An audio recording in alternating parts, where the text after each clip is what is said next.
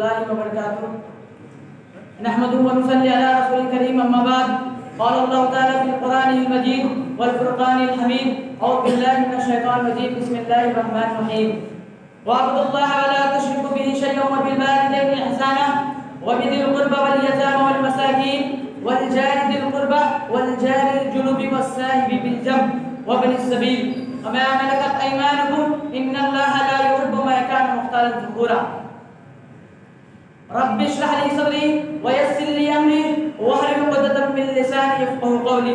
محترم حضرات، حکم صاحبان، مشفقوں مربی اساتذہ کرام، آج کے اس سالانہ انجمن میں میری جس تقریر کا عنوان ہے وہ ہے اسلام اور خدمت خلق.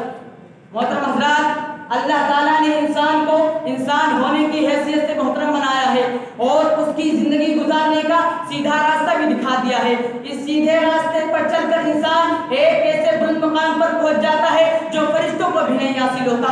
اس سیدھے راستے کا نام اسلام ہے. اسلام مکمل دین اور مکمل نظام حیات ہے. انسانی زندگی کا کوئی ایسا پہلو نہیں جس کو مذہب اسلام نے واضح نہ کیا ہو اور زندگی کے ہر حصے میں اسلام کی تعلیمات اور اس کی ہدایات موجود ہے.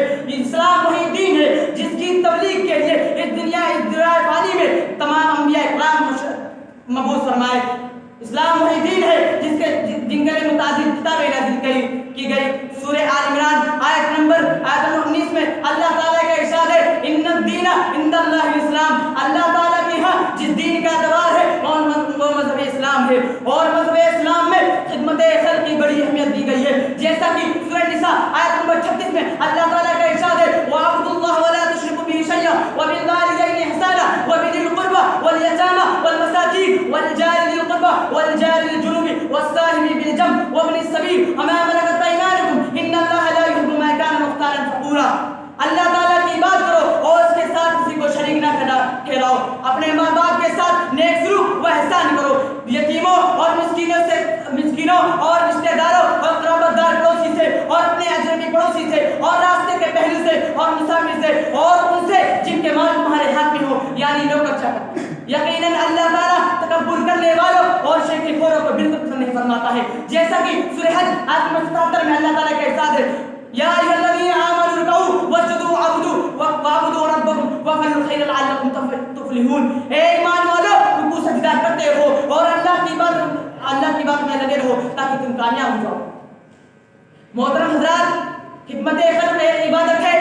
دراصل مخلوق کی خدمت کرنا، اللہ کی خدمت کرنا، ان کے کام آنا، اللہ تعالیٰ کے کام آنا. جیسا کہ پیارے وسلم کی ایک حدیث ہے، صحیح مسلم کی حدیث ہے، حدیث نمبر 6553 اللہ فی عون العبد ما کان العبد فی عون اخیہ. اللہ تعالیٰ اس وقت اپنے بندے کی مدد میں رہتا ہے جب تک بندہ اپنے بھائی کی مدد میں رہتا ہے.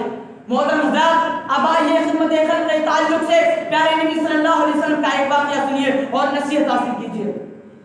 مکہ میں ایک بوڑھی عورت جو ایک مزدور کے تلاش میں تھی، پیارے نبی صلی اللہ علیہ وسلم وہاں پہنچے اور اس کا سارا سامان وہاں پہنچا دیا. جب آپ وہاں سے رخصت ہونے لگے تو بڑھیا نے کہا اے محمد صلی اللہ علیہ وسلم، محمد صلی اللہ علیہ وسلم کی بات نہ مانیو ورنہ وہ تم کو تمہارے آبائی دین سے پھیر دیں گے.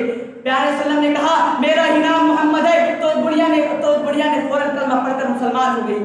محترم حضرات، اللہ تعالیٰ کے نزدیک وہ شخص زیادہ محبوب اور عزت دار ہے جو خلق خدا کی بے لوث خدمت کرتا ہے اور اس پر اجر کی امید نہیں رکھتا ہے، نہ غیر اللہ سے بدلہ مانگتا ہے اور نہ تعریف کی تمنا رکھتا ہے.